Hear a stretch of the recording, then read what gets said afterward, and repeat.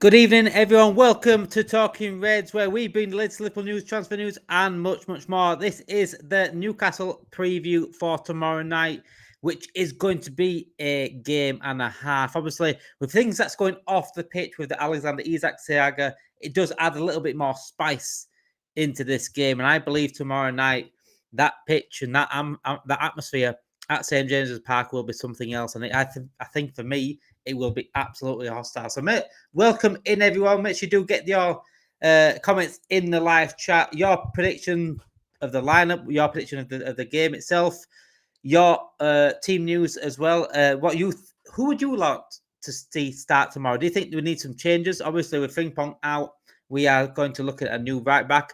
Do you want to see us changing formation? Do you want to see a certain player not playing?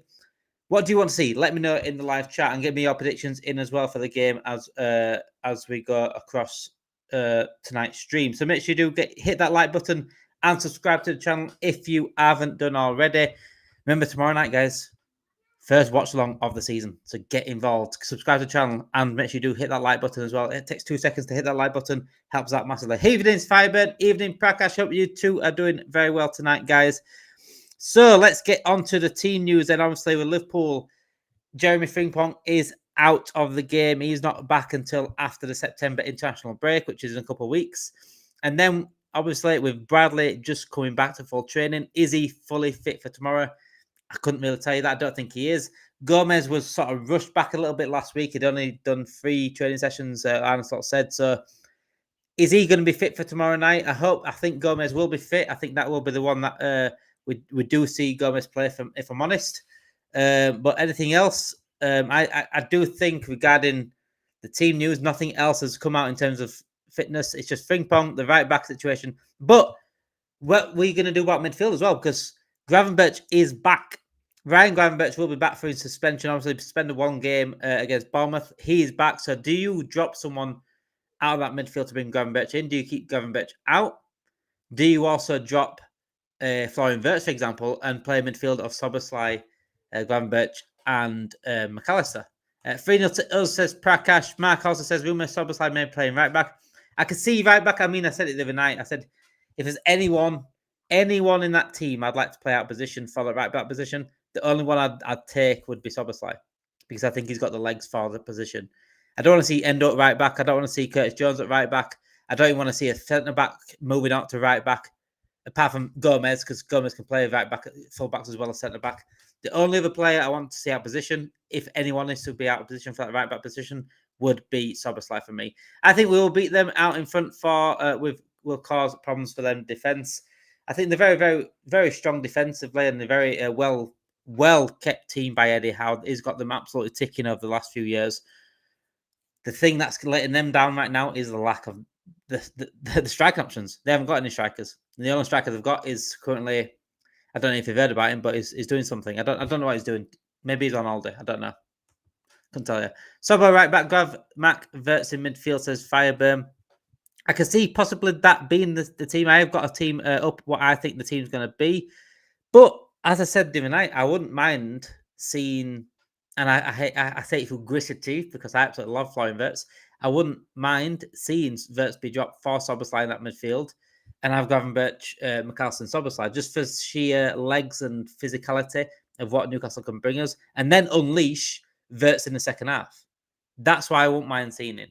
I also came up with the idea of coming 3-4-3 with Leone at the back, Soboslai on the right, Kirkers on the left. That could possibly work, but I think it's quite obvious what he's going to go. So let's bring it up. Actually, let me bring it up. The team I did, what I think the team is going to be tomorrow night. So this is for me. I think what the team was going to be a standard 4-2-3-1. Obviously, McAllister, Gravenberch is the centre 2 midfielders there. I do think Soboslai will be the one to be dropped. I think he's very important. I think Soboslai is very, very important. And especially in a game like this, he could be very vital for me. I wouldn't drop him. I would personally play the midfield 3 of McAllister, Gravenberch, Soboslai. And I would unleash Wirtz in the second half. But I think this is what Slot's going to go for. Gomez, right back. I think he's going to be the one that plays right back. Kanate, Virgil, plays itself.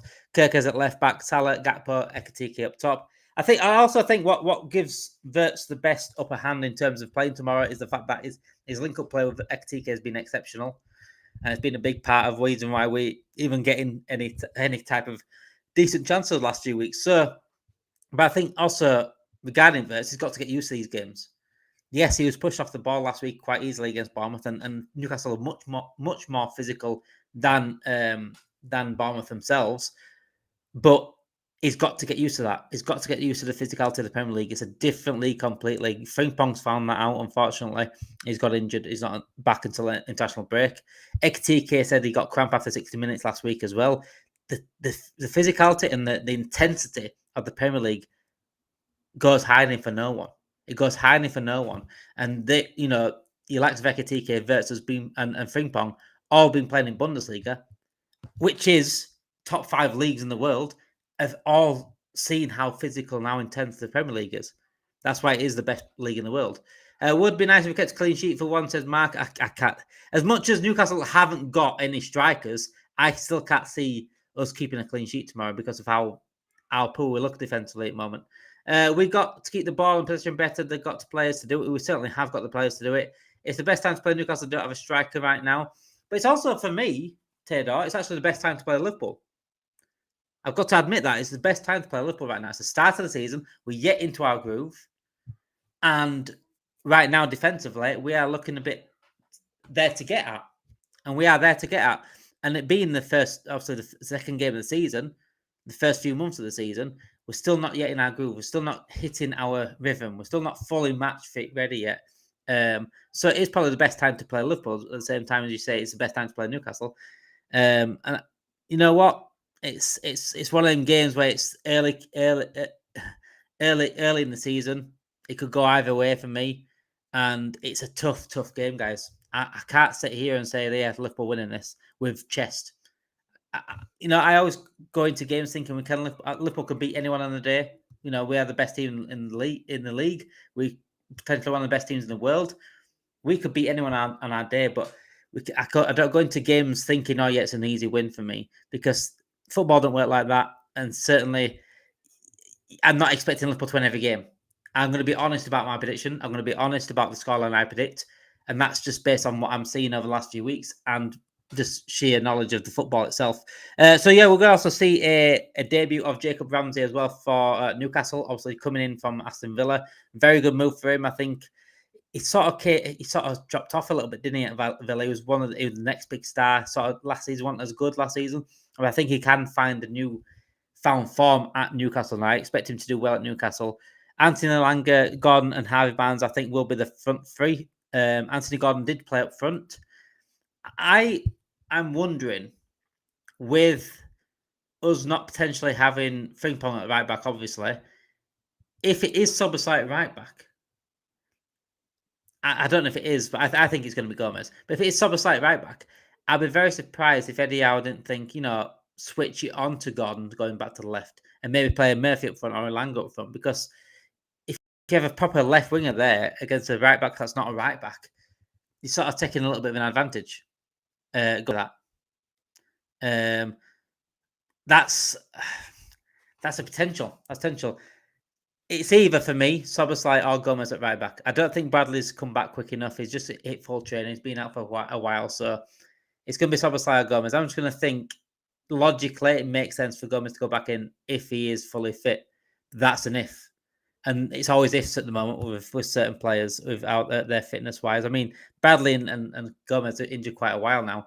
So just to shove them back into a game like this, I wouldn't be surprised to see Szoboszlai at right back. I won't begrudge it. I'd rather Szoboszlai there than Endo then. In fact, I don't want to see Endo anywhere near right back ever again. That was I saw it enough for 15 minutes last week. Was he up there? And he got moved around. I don't want to see that ever again. Yeah, I agree. It could go either way. I said Tedor. Is it a risk with Gomez, who hasn't played any games? Curtis Jones played right back once. I don't want to see Curtis Jones either, Mark, I'm honest. Don't want to see Curtis Jones right back at either. And that, yeah, like I said, it is a risk. That's why I want to be surprised if it is Szoboszlai right back. I'm just thinking, in a big game like this, if Gomez is fit, for me, he's got to go right back over Szoboszlai. You've got to have someone that's more naturally suited to that position in a game like this. Would it be too early to put Giovanni Leone at right back? Right. I came up with an idea the other day about thinking about Giovanni Leone in, and the only way you bring Leone into this game for me is if you change formation, and that formation would be a 3-4-3. And I think it would work specifically in this game because of the legs that we need. It would be Leone, Van Dijk, Kanate at centre back. It would be Kirkes left wing back or like a left mid. Be Soboslai right mid or right wing back, whatever you want to call it. Right mid for me. Gravenberch, McAllister, and then I'd have Wirtz and Salah as like 2 turns behind Ekatike. That's the only way I'd bring Leone in. Other than that, I can't see. I think Leone might not. I think he'll wait for his first appearance. Yeah, Edo too slow for me. We need a good performance as Arsenal next at Anfield. Yeah, that's a massive game in it already. Already a massive game. Yeah, agree with Gomez, said Mark. Yeah, next week is a huge game, and this is why we can't really afford to drop points. It is a start of the season, so it's not that if we went there and drew in context, you can get a good draw away to Newcastle. There is a good draw there. If we play poor and I would play good and we just about scrape the draw, then that's not good enough. But a draw is a good result at Newcastle, all in all. But if it's taken away from us late on or something like that, then I want to take a draw, if I'm honest. But yeah, we've got a big game at Anfield next week, Liverpool, Arsenal. And that will be a test because Arsenal, as much as people like to put them down, they are a big title threat this season. A bigger one than last season because they've got a goal scorer and they've added Eze to that as well. And more depth in terms of Madueke behind Saka. They've got much more attacking options than they did last season. And defensively, they're exceptional. Arsenal exceptional defensively. Leone and Rio must get game time, maybe not Monday, but other games. Rio would give them problem late on tired legs. He absolutely would. But I'm just thinking if he waits a little bit for Rio and Leone specifically. Newcastle next, Arsenal, I think that's when, maybe after the international break, we'll probably see a bit more of Rio, a bit more Leone as well. Because, like I said, throwing them into the deep end's massive. But, again, they're good enough for me.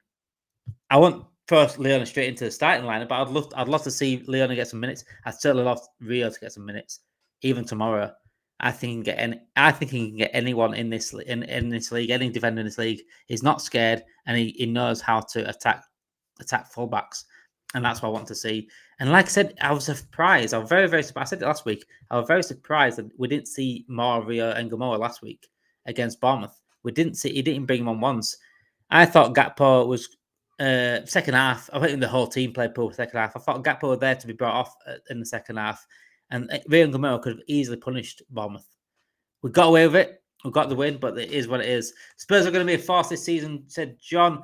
You know what? Thomas Frank's a very good manager. A very good manager.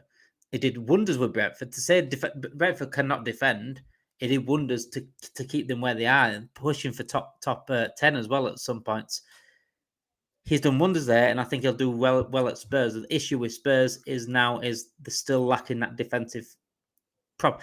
Romero's good, Van de Ven's good, Pedro Porro's very good, but I still think they're there to be got at.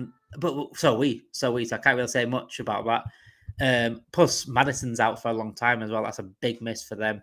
Brilliant signing in Kudus. If they got Eze as well, but they're not getting Eze. Obviously, he's gone to Arsenal. But if they got Eze, it would have been a good signing. I think Kudus was a brilliant signing for him. I said it for him many times. I wouldn't mind looking at Kudus for Liverpool at some point because he's a game changer. Spurs are experiencing a new manager bounce. It will only last short time. I still think they'll get Europe though. I think they're good enough to get Europe now. Tedar I think they'll push back to Europe after a season out of the Europe this year, and that will help them. It'll help them. Oh, by the way, whilst we're on teams missing Europe and pushing back to Europe, congratulations, Man United, on their draw today. Could be a big point in that fight for survival, a big point. So credit where credit is due in that game for Man United.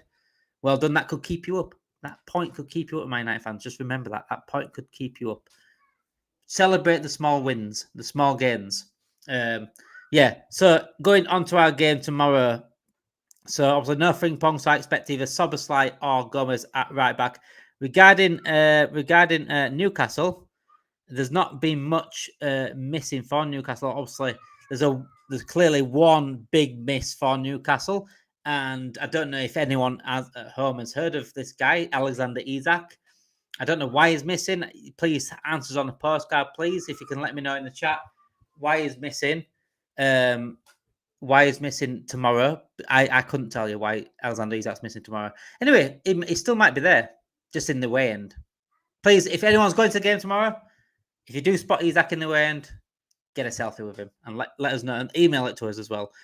So yeah, Joe Willock is back. Is close to return from a calf injury. So he could be back tomorrow. Jacob Ramsey obviously playing his opening game.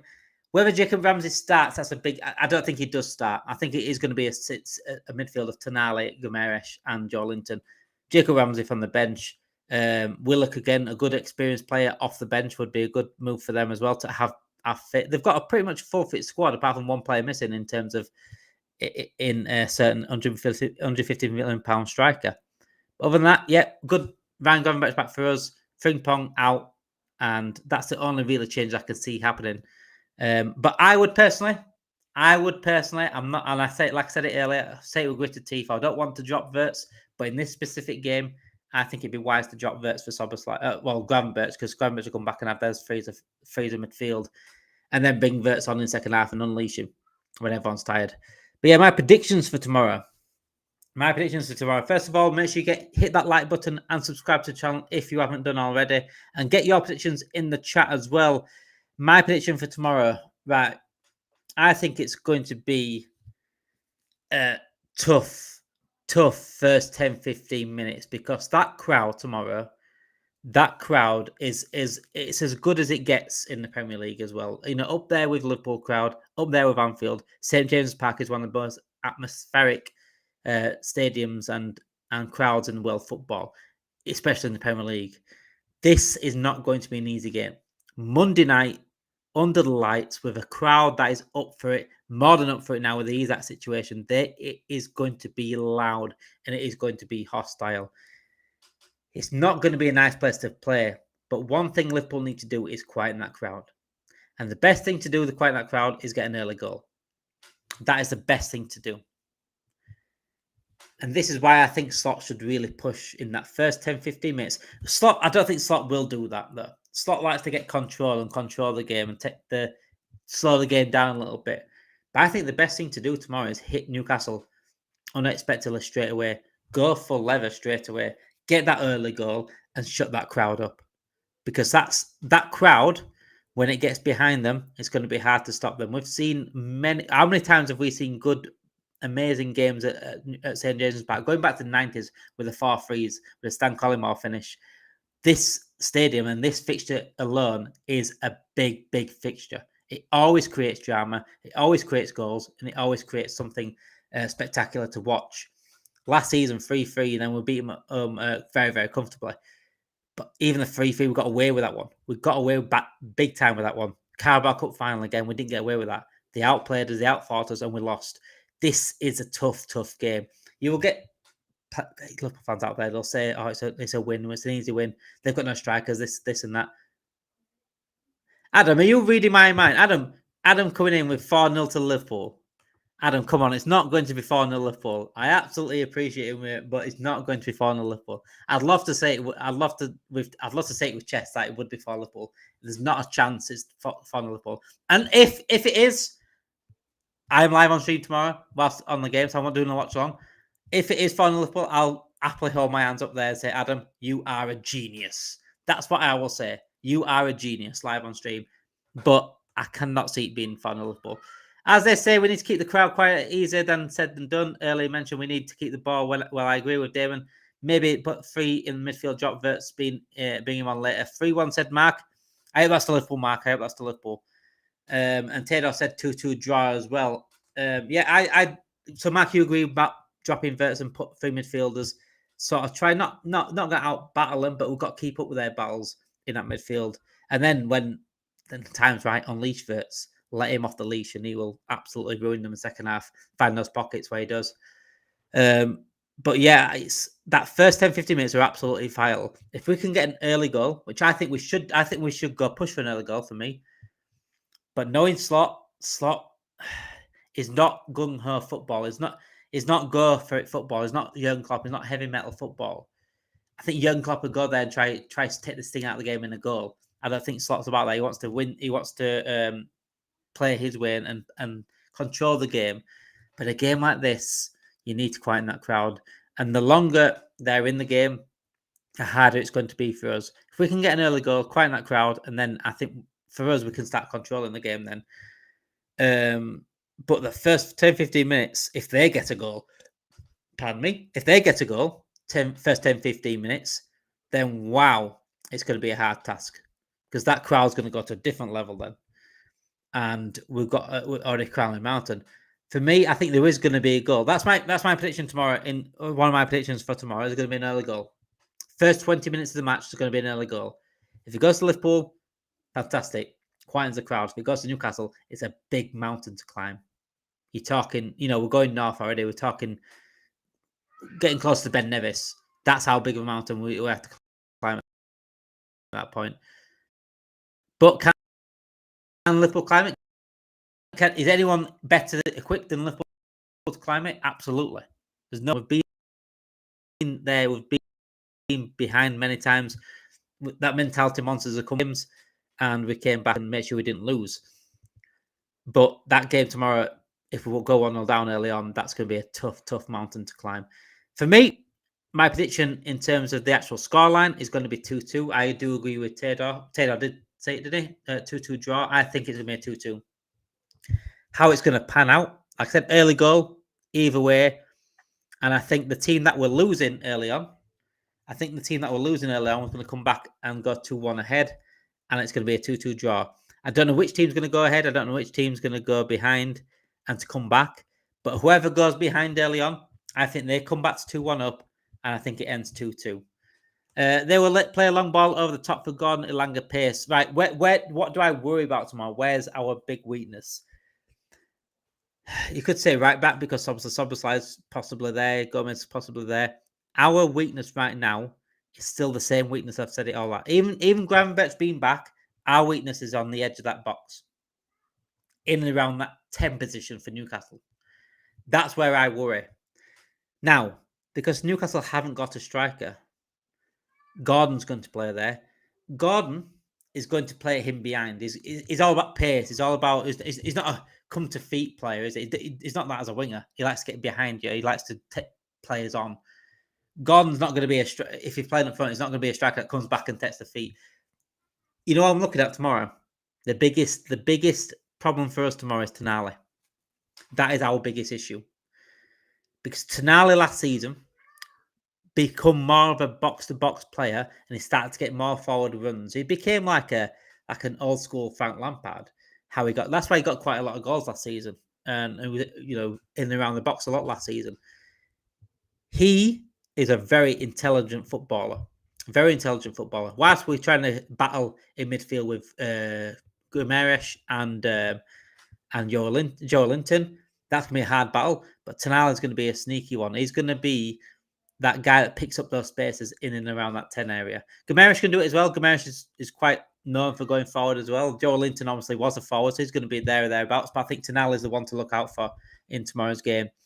They're going to try beat it on the last man. They're going to try take advantage of our wing backs because obviously Soboslai's there, our Gomez is there. Kirk is very forward-minded himself.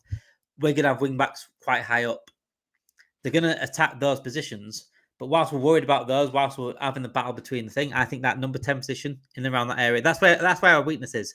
Because even when Gravenberch is there, he's not got a defensive mind. He does a brilliant job. He does a lot of interceptions, but there's lots of times they don't read the game like a defensive midfielder would. And there's lots of space many times. But that's not on Gravenberch. The guy is a number 8 for me, and he always has been a number 8, but he has done fantastically well at DM. He's just an intelligent footballer. It's just, I think that's where I worry tomorrow. So yeah, watch out for Tonali in tomorrow's game. I think it's going to be a feisty one. I think there's going to be cards. I think there's going to be goals, certainly. Obviously, I said 2-2, so there's going to be goals, going to be cards. There's going to be hostile environment. Taylor said Tonali is their best player apart from Isak. Yeah, I think Tonali is their best player regardless. I think even Gravenberch are their best players regardless. Isak's just their main goal scorer. Obviously, Isak would be top 3, certainly, best players. But Tonali is just such an intelligent player. That's who I'm afraid of tomorrow. And if we lose that midfield battle, then it's going to be a tough game. And that's why my midfielders were exactly what Tador said there. Newcastle's midfield will be very physical. I think Virtus will struggle. I'd have Robert Maka and Gravenberch midfield. Exactly what I thought. Physicality. But then again, after saying that, I'm still thinking Virtus has got to get used to it. If Virtus is our best, going forward, our best creator, he's got to play these games. He's got to get used to it. He's not going to get any better in the league if he's dropped for these games at the same time. But it'd be interesting to see what Arne Slot does. I think, as I predicted earlier with his predicted lineup, I think he still plays Virtus. I think he goes Gomez at right back or Szoboszlai at right back. He'll have a midfield two of Gravenberch and McAllister. But tomorrow, for me, I wouldn't do that. But am I overthinking it? I don't know. I might be just overthinking it. But yeah, let me know your comment. Let me know your predictions tomorrow. What's your scoreline predictions? Get it in the chat. Make sure you do hit that like button and subscribe to the channel if you are new. We are live tomorrow night. Do not forget, get that notification bell on. Make sure you subscribe to the channel. Make sure you get across the Talking Reds at 7:45 tomorrow night. Obviously, the game kicks off at 8 o'clock. We are live from 7:45 onwards until obviously the full-time whistle. And we'll do match reaction the day after that. But yeah, make sure you do get on to Talking Reds tomorrow night. You are in for an absolute treat. Our first watch along for Talking Reds, and I am so excited for it. I've been watching along with you guys, and I cannot wait to watch it. I hope we come into this with the right attitude, the right mindset, and get this job done tomorrow. Because if we win tomorrow, that's a big early statement in the transfer in the title race. Yes, it's only 2 games in, but it's massive. It's absolutely massive. We can get a win tomorrow. Knowing that the crowd's going to be like it is, knowing the atmosphere is going to be like it is, knowing that it's an away game to Newcastle, a very stubborn Newcastle, very well drilled Newcastle in Eddie Howe's Newcastle. If we win tomorrow, it's a massive win. But I'm still going to predict 2-2. But yeah, make sure you do join us tomorrow night and also tomorrow for all your latest news and Liverpool news as well. Watch along tomorrow night at 7:45. Make sure you join us. Thank you for watching tonight. Make sure you have a great night, and I'll speak to you all tomorrow. Have a good night, guys. See you later.